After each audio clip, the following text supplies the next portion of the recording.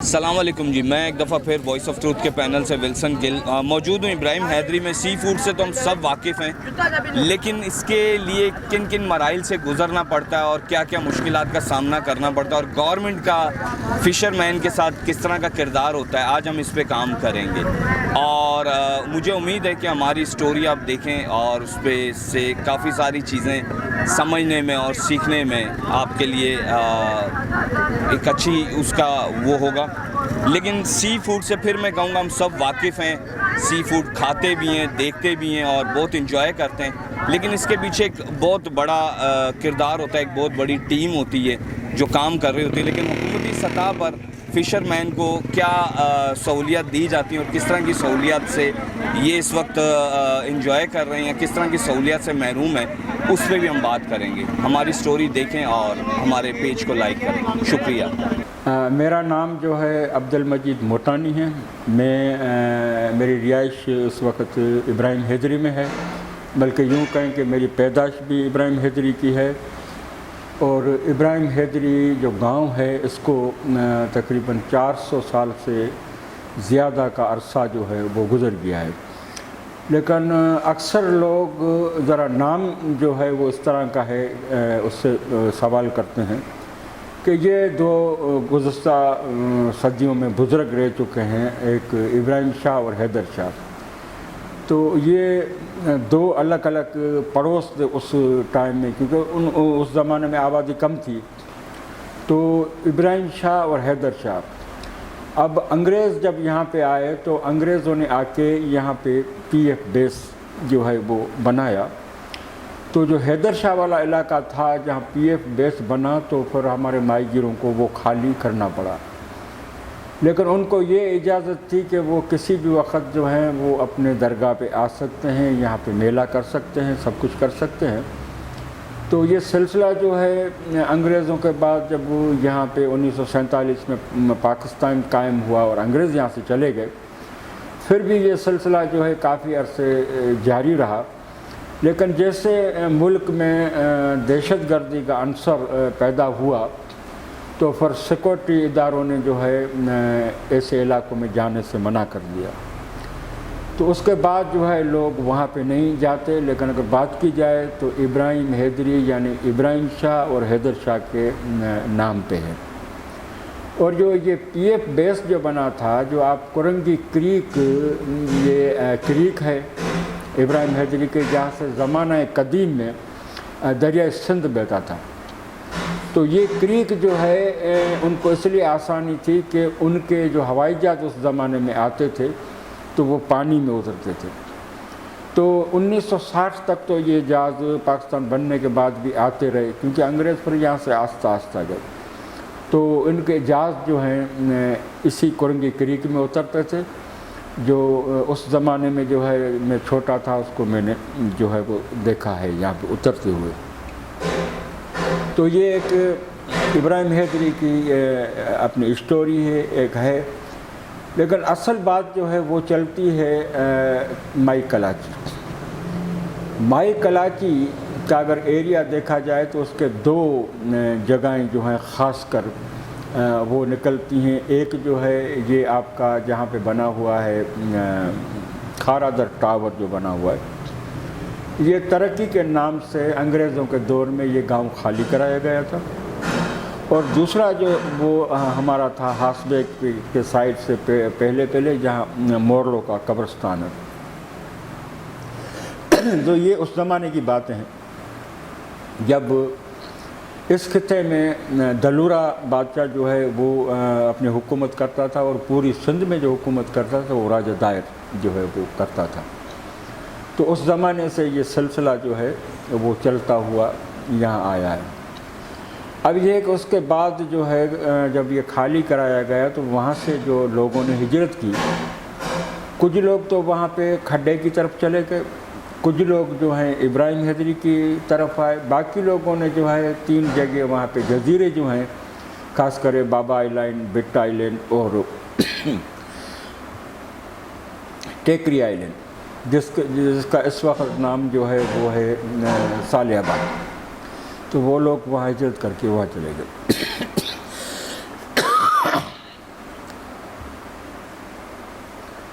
ہجرت کر کے وہ لوگ وہاں چلے گئے. تو وہاں ان کا جو بندرگاہ جو تھی، کیونکہ جب کیاماڑی کا پل بنا تو اس پہ ریلوے لائن کا بھی مسئلہ آیا، پھر ٹام کی لائن بھی پڑی.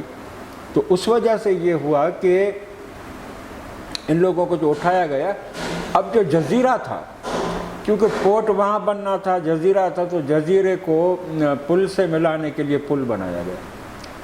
جب پل بنا تو کیونکہ اس وقت اس زمانے میں جو کشتیاں تھیں وہ پردے والی تھیں، اور پل جو بنایا گیا تو اس پل کے نیچے سے وہ کشتیاں نہیں گزر پائیں. تو اس میں ایسا ہوا کہ اب لوگ پریشان ہونے لگے کہ بھئی ہم جو اپنی مچھلیاں ہیں پھر ہم کہاں سے اتاریں، کہاں اس کو لے جائیں. تو کچھ ٹائم کے لیے تو وہ جیٹی نیٹی کے جو مندر ہے اس مندر کے برابر سے وہ مچھلیاں اتارتے رہے. لیکن کیونکہ وہاں اس زمانے میں ہندوؤں کی بھی آباد بہت زیادہ تھی اور ان کا مذہبی مسئلہ بھی تھا، تو وہ گوشت اور مچھلی بھی جو ہے کم کھاتے تھے. تو پھر ان لوگوں نے جو ہے اپنا یہ مسئلہ اٹھایا کہ یار آپ یہاں سے مچھلی نہ اتاریں، ہمیں یہ پریشانی ہوتی ہے. تو ماہی گیر تو اپنے اپنے جو ہے وہ گاؤں چلے گئے. لیکن اس زمانے میں جو ہے اپنا محمود ہارون یا سعید ہارون کے والد صاحب کراچی میں آ چکے تھے، اور اسمبلی میں جی ایم سید اور سعید ہارون اور بھگوان داس جو ہے ان کا اثر و رسوخ تھا. تو ہمارے لوگ شکایت لے کے ان کے پاس گئے کہ ہمارے ساتھ یہ مسئلہ ہے. تو پھر جو ہے گورنمنٹ نے کچھ ٹائم کے لیے ماہی گیروں کو گاس بندر سے اپنے کشتیاں کھڑی کرنے کی اجازت دی، کیونکہ اس زمانے میں یہ گاس بندر کی جو جیٹی تھی لکڑے کی بنی ہوئی تھی، اور کارگو کشتیاں جو پردے والی جو آتی تھیں انڈیا کے مختلف علاقوں سے اور گلف کے علاقوں سے، تو یہیں پہ آ کے اپنا وہ مال اتارتی تھی. لیکن اب وہاں پھر بھی ایک سیکورٹی کا مسئلہ ہوا، کیونکہ اس زمانے میں جو مال کھلا اترتا تھا اور پورٹ پہ پڑا رہتا تھا. تو اب کیا ہوا کہ بھئی اب ان کو پاس جاری کیا جائے، اس کے بعد جو ہے ہم ان لوگوں کو چھوڑیں گے، یعنی ناخدا کا پاس ہوگا تو ان لوگوں کو ہم چھوڑیں گے، تو وہ آ کے اپنا خلاصیوں کے ساتھ جو باقی لانچ والوں کو ان کی آ کے شناخت کرا کے پھر ان کو بندرگاہ کی طرف لے جائے. کافی عرصے تو اس طرح چلتا رہا، چیزیں ہوتی رہی. لیکن محمود عبداللہ ہارون نے جو ہے وہ ایک تجویز دی کہ بھئی آپ یہاں پہ سوسائٹی بنائیں، ماہی گیروں کی سوسائٹی بنی. تو 1936 میں میٹنگ ہوئی خارے در میں، کیونکہ جہاں پہ مچھی میانی مارکیٹ جو ہے، مچھی تو وہاں نہیں ملے گی، لیکن ایک چیز ہے کہ آپ کو صرف نام مل جائے گا، مچھی میانی مارکیٹ. اب مچھی کا مطلب تو ہر کوئی جانتا ہے کہ مچھلی ہے، لیکن میانی اس جگہ کو کہا جاتا ہے جہاں پہ بہت سارے علاقوں سے مچھلی آ کے نیلام ہو. تو وہ جگہ جہاں پہ مچھلیاں نیلام ہو تو اس سے ماہی گیری زبان میں میانی کہا جاتا ہے. جیسے ہم سون میانی کا نام لیتے ہیں، تو اسی طرح یہ مچھی میانی مارکیٹ جو خارا در پہ ابھی بھی ہے، اس وقت کپڑے کی مارکیٹ بنی ہوئی ہے، لیکن نام اسی سے ہے. اس زمانے کی مسجد تھی، کیونکہ جب ٹاور کے پاس گاؤں تھا تو ان کی مسجد تھی ناکھوا کے نام سے. لیکن اب جو ہے اس میں اردو کی جو ملاوٹ ہوئی تو پھر ناخدا وہ کہنے لگے ناکھوا کو، تو اس مسجد کا بھی نام جو ہے تبدیل ہوا پر ناخدا کے نام سے. ابھی تک بھی وہ مسجد جو ہے اسی نام سے وہاں پہ موجود ہے. اور ان کا جو بندرگاہ تھا وہ تو ویسے ہی پل جو پڑنے سے ختم ہو گیا تھا اور ریلوے لائن الگ سے بچ گئی. تو یہ ریلوے لائن کو جو دونوں طرف سے دیواریں لگیں تو پھر ان کا آنا جانا جو ہے وہ مشکل ہو گیا، کیونکہ پھر تو پل سے چڑھ کے پر اس طرف جانا پڑتا تھا. تو پھر جو ہے ہمارے لوگوں نے یہ درخواست کی سعید ہارون کو، تو انہوں نے یہ بل اسمبلی میں رکھا کہ ماہی گیروں کو ہاربر بنا کے دیا جائے. تو اس سے پہلے سوسائٹی کی بنیاد پڑی. لیکن جو 1936 میں سوسائٹی بنی وہ سوسائٹی صرف نام پہ تھی، کوئی رجسٹرڈ نہیں تھی. لیکن 1945 میں جو ہے وہ سوسائٹی باقاعدہ رجسٹرڈ ہوئی، اور اس کے پہلے جو چیئرمین جو ہیں وہ محمود ہارون رہے ہیں، اور وہ الحمدللہ ابھی تک وہ ماہی گیروں کی سوسائٹی موجود ہے۔ اور اسی سوسائٹی کے پلیٹ فارم سے جو ہے ہمارے لوگوں نے، کچھ سندھ اسمبلی نے جو مدد کی ہاربر کے لیے، تو یہ بل جو ہے 1947 میں سندھ اسمبلی سے منظور ہو گیا تھا کہ ماہی گیروں کا رائٹ ہے، لیکن مسئلہ یہ ہوا کہ اس کے 2 سال بعد جو ہے ہندوستان اور پاکستان الگ ہو گئے، تو یہ معاملہ کھٹائی میں پڑ گیا۔ پھر آ کے اس کا جنرل ایوب نے اعلان کیا، اور 1958 میں کراچی ہاربر کا جو ہے وہ سنگ بنیاد رکھا گیا۔ لیکن اس کی جو فنڈنگ جو تھی وہ قرضے کے بنیاد پہ تھی، اور قرضہ جو ہے امریکہ کی اس زمانے کی فرم تھی کیا کے نام سے، اسی قرضے سے جو ہے کراچی ہاربر تعمیر ہو کے بنا، جو ترقی پاتے ہوئے تھوڑا سا بڑا بھی ہوا، لیکن اس طرح جو ہے اس کو ترقی نہیں دی گئی جس طرح ہمارے علاقے کی جو ہے وہ کشتیاں بڑھی، یا پھر اس میں جدید ٹیکنالوجی آئی۔ تو وہاں پہ جب یہ چیزیں بڑھی اور ہاربر میں بھی جو ہے لوگ تنگ ہونے لگے، تو لوگوں نے، ابراہیم حیدری تو پہلے تھا لیکن لوگوں نے وہاں سے، بہت ساروں نے وہاں سے ہجرت کی، وہ لوگ یہاں پہ ابراہیم حیدری جو ہے آ گئے۔ تو ابراہیم حیدری کرنگی کریک کے آخری کنارے پہ موجود ہے، جو اس وقت کے دریائے سندھ کا دانے پہ تھا، جس کے اسی دانے پہ بمبور بھی موجود ہے، اسی دانے پہ مکلی بھی موجود ہے۔ تو دریائے سندھ اسی کنارے سے اس وقت بہتا تھا، لیکن انڈس ڈیلٹا جو ہے وہ اس وقت 17 کریکس پر مشتمل ہے، اور 17 کریکس جو ہے وہ سیر کریکس ہے، جو اس وقت جو ہمارے ملک کا بارڈر کہلاتا ہے۔ لیکن انڈس ریور یا دریائے سندھ نے 4 اور کریکس بھی بنائی ہیں، وہ کریکس انڈیا میں رہ گئی، اور انڈیا کی جو آخری کریک ہے بستہ کریک، جس کا آخری کنارہ کوٹیسر اور نارائن سر ہے، وہاں تک جو ہمارا دریائے سندھ۔ تو اس پورے علاقے کے لوگ جو ہیں وہ جب فشنگ کرتے تھے تو ان کو فشنگ میں کوئی ایسا مسئلہ نہیں تھا۔ لیکن میں ایک بات اور واضح کرتا چلوں کہ ماہی گیروں کی کوئی مستقل جو رہائش ہے وہ صرف شہروں تک محدود تھی، لیکن اگر جو گاؤں میں رہنے والے تھے اس کی 2 طرح کی رہائش کی تھی۔ ایک رہائش انڈس ڈیلٹا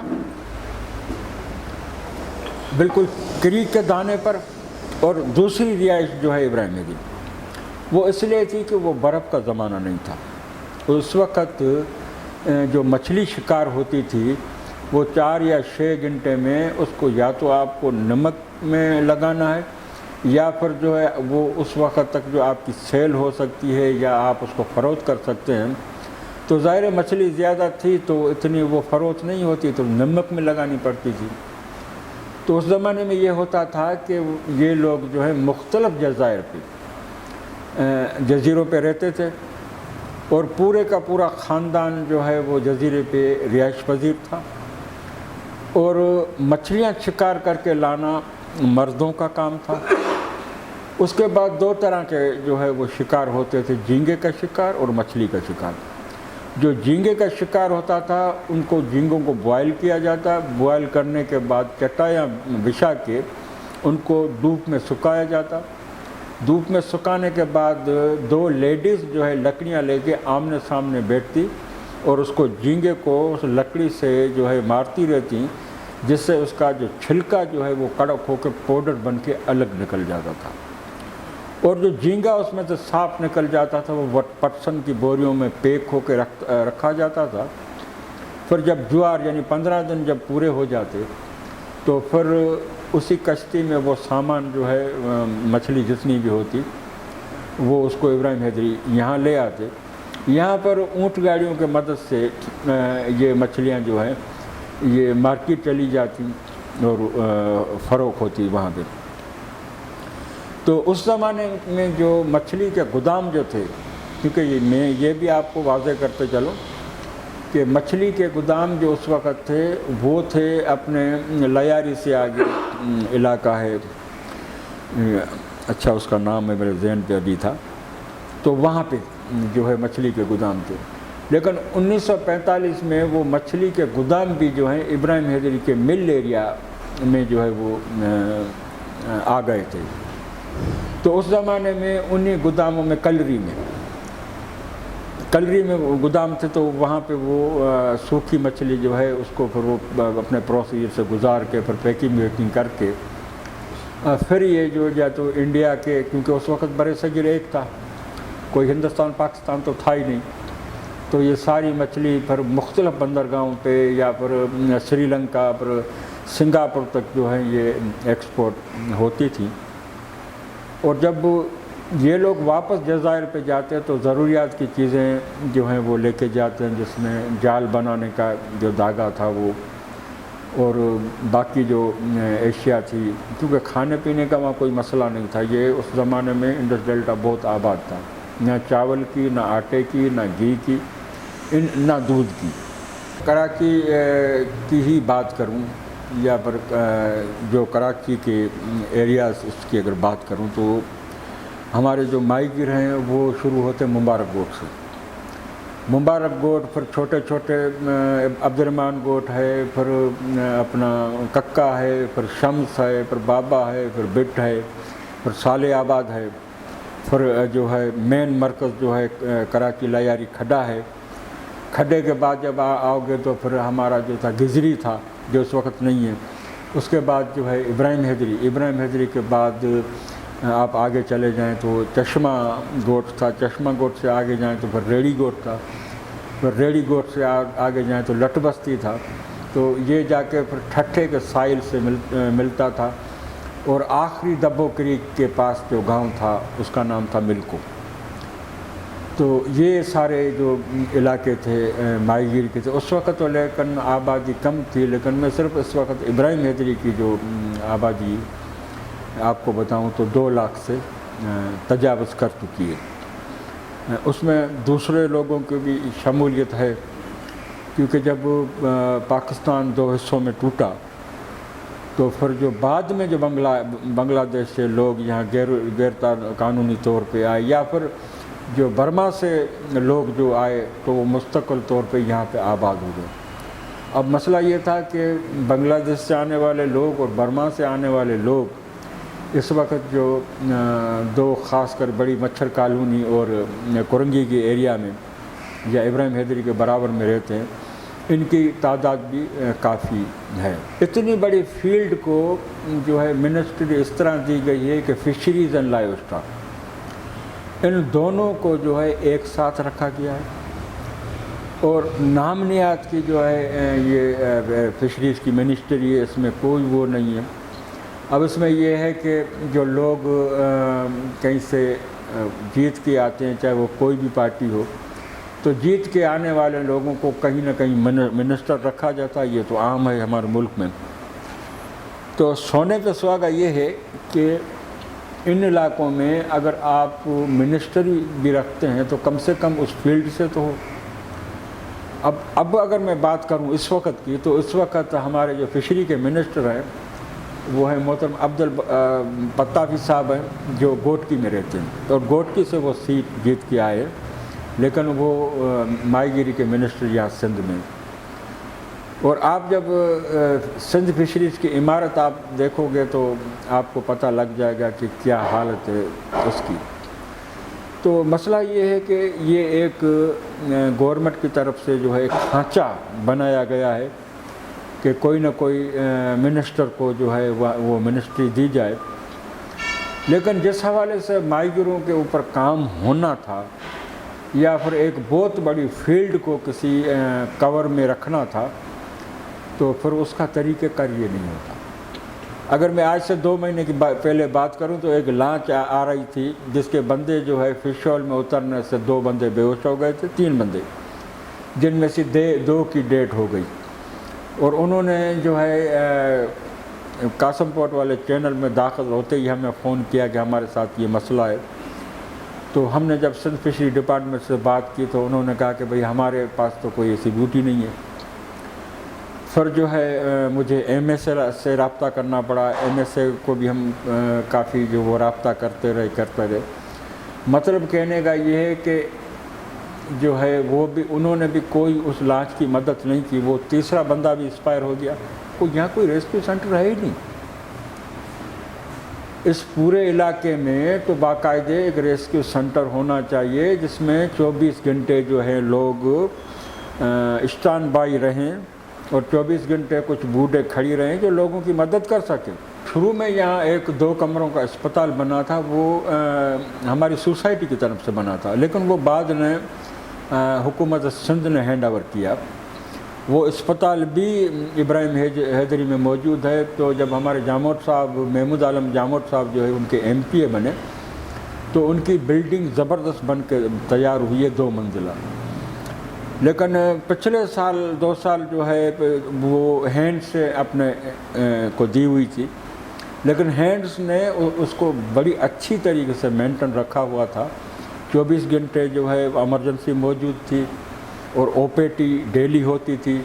لیکن اس وقت جو ہے 6-7 مہینے ہو گئے ہیں جب ہینڈ اوور کی گئی ہے حکومت سندھ کو.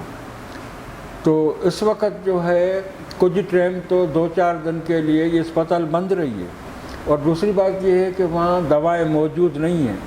ڈاکٹر جو ہیں وہ دوائیں لوگوں کو لکھ کے دے دیتے ہیں کہ آپ باہر سے لے جائیں, اور رات کو ڈیوٹی پہ کوئی ڈاکٹر موجود نہیں ہوتا. تو یہ صورتحال 6 مہینے سے بنی ہوئی ہے. دوسری مزے کی بات یہ کہ اس اسپتال سے گورنمنٹ سے کوئی 60-70 جو ڈاکٹرز ہیں وہ تنخواہ لیتے ہیں, اور وہ اپنی فارمیٹی پوری کرنے آتے ہیں اور حاضری لگا کے یہاں سے چلے جاتے ہیں. تعلیم کے حوالے سے اچھا ہے, لیکن اس طرف جو ہماری کمیونٹی ہے ان کی توجہ کم ہے. وہ لوگ جو ہیں ان میں ان کی 2 مجبوریاں. ایک مجبوریاں یہ ہے کہ وہ جو ہے اس اپنے معاشی حالات کو کنٹرول نہیں کر پا رہے اس مہنگائی کی وجہ سے. جب تک ہمارے جو ادارے ہیں اس میں لوگ پیسے دے کے بھرتی ہوتے ہیں یہ نہ ہو تو پھر جو ہے ہمارا معاشرہ ترقی کر سکتا. ہمیں سب سے پہلے یہ دیکھنا ہوگا کہ ہمارے جو لوگ کسی ادارے میں کسی پوسٹ پہ آ رہے ہیں تو وہ میرٹ کی بنیاد پہ آ رہے ہیں, یا پھر وہ لوگ آ رہے ہیں کہ جن کے پاس پیسے زیادہ ہیں وہ دے کے آ رہے ہیں. ظاہر ہے جو پیسے دے کے آئے گا وہ تو کام نہیں کرے گا, وہ تو بولے گا کہ میں تو پیسے دے کے آیا ہوں. دوسری بات یہ ہے کہ جن کا علاقہ ہے, جن کا روزگار ہے, جن کے بچے پڑھتے ہیں, ان کو اگر ترجیح نہیں دی جاتی, وہاں سے ٹیچر نہیں لیے جاتے, تو پھر اس معاملے میں گڑبڑ رہتی ہے. اگر کوئی درخواست دیتا ہے ایڈمنسٹر یا چیئرمین کو کراچی ہاربر پہ, تو پھر اس کو جو ہے علاج مولا کے لیے جو ہے وہ کیا جائے. 2-4 چیزیں. ایک تو یہ کہ کسی بچی کی شادی ہو رہی ہے تو اس میں 15,000 تک جو ہے وہ سوسائٹی دیتی ہے. دوسری بات یہ ہے کہ اسکالرشپ میں کچھ ہیلپ کرتی ہے.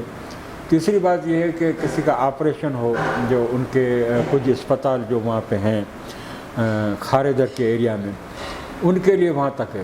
لیکن ابراہیم حیدری کے لیے ایسا کوئی جیسی قریب وجوہات میں کوئی بھی ایسا نہیں ہے. فشر مینوں کا جب ٹائم ہوتا ہے, کیونکہ سال میں 1-2 مہینہ جو ہے وہ زیادہ مچھلیاں پکڑتے ہیں, اور اسی دوران جو ہے وہ ریٹ گرا دیا جاتا ہے, چاہے وہ کراچی ہاربر مارکیٹ ہو یا پھر یہاں کی لوکل مارکیٹ ہو, یا پھر جو ہے مرغیوں کے فیڈ کے لیے جو فش جاتی ہے. تو وہ بیپاری لوگ جو ہیں وہ اس طاق میں رہتے ہیں کہ جب زیادہ مچھلی آئے تو اس کا ریٹ گرا دیں. ہمارے جو ماہی گیر جو ہیں وہ کروڑوں روپیوں کی قرضوں میں غرق ہیں. وہ انہی قرضوں کی وجہ سے جو ہے ہارٹ اٹیک میں انتقال بھی کر گئے. لیکن وہ بیچ کا آدمی ہے جو صرف کشتی سے مچھلی اٹھاتا ہے اور آگے جا کے دیتا ہے, وہ تو کروڑ پتی ہے. لیکن ہمارا جو ماہی گیر ہے وہ اس کا ایک باؤنڈڈ غلام بن گیا. وہ اس لیے بن گیا ہے کہ اس سے پیسے لینے پڑتے ہیں اس سے، پھر وہ ڈیمانڈ رکھتا ہے کہ مچھلی آپ کو مجھے دینی ہے، پھر وہ مارکیٹ سے 2 روپے کم بھی دیتا ہے۔ جو بڑی لانچیں ہیں، چاہے آپ کراچی ہاربر میں جا کے دیکھیں، چاہے ابراہیم حیدری جیٹیوں پہ جا کے دیکھیں، 50% سے زیادہ لانچیں جو ہیں وہ شکار پہ اس لیے نہیں جا رہی ہیں کہ اس کے مالک جو ہیں وہ افورڈ نہیں کر پا رہے ہیں، کیونکہ ان لانچوں میں 3000 گیلن ڈیزل لوڈ ہوتا ہے، 1500 لادی برف لوڈ ہوتا ہے، اور اتنا ہی راشن لوڈ ہوتا ہے۔ اس میں 1 مہینے کے لیے جو ہے وہ لانچیں جاتی ہے 30 سے 35 آدمی لے کے، اور ان کا خرچہ اس وقت جو ہے 50 لاکھ سے زیادہ ہو رہا ہے۔ ماہی گیروں کو سبسڈی نہیں دی جاتی تو پھر ان کو یہ اجازت دی جائے کہ آپ جا کے ایران سے تیل لیں۔ اب نہ ہمیں سبسڈی دی جاتی ہے اور نہ ہمیں ایران سے تیل لینے کے لیے کوئی یہاں پہ نمونہ ہے۔ میں نے لکھا اپنے فیس بک پہ۔ تو اس طرح کا اگر صورتحال رہے گی تو پھر کیا ہوگا؟ میں وائی صاحب کے لیے دعا گو ہوں کہ یہ لوگ اچھا کام کرے، اور جو پسے ہوئے مظلوم طبقے کے لوگ جو ہیں، ہاری ہیں یا پھر ماہی گیر ہیں یا پھر مزدور ہیں، اس طرح کے جو لوگ ہیں جو دور دراز گاؤں میں رہتے ہیں، ان کی کیا پریشانیاں ہیں، تو ان کے مسائل جو ہے یہ ترک ٹی وی جو ہے وہ دنیا کے سامنے ہائی لائٹ کرتا لے، تاکہ سب لوگوں کو پتہ چلے کہ ہمارے لیے اس طرح کے کام ہو رہے ہیں۔ شکریہ۔ فشر مین کے اوپر ہم نے ایک چھوٹی سی سٹوری پہ کام کیا کہ فشر مین کو بنیادی کن کن سہولتوں سے محروم ہیں اور ان کو کیا کیا سہولتیں حکومت پاکستان کی طرف سے مہیا کی جانی چاہیے، اور جو کی گئی ہیں ان کا کیا حالت زار ہے، اس پہ ہم نے بات کی۔ مجھے امید ہے کہ آپ کو ہماری یہ سٹوری ضرور پسند آئے گی۔ اسے دیکھیں، اپنی قیمتی رائے سے آگاہ بھی کریں، اور ہمارے فیس بک پیج اور یوٹیوب کو سبسکرائب بھی کریں۔ شکریہ۔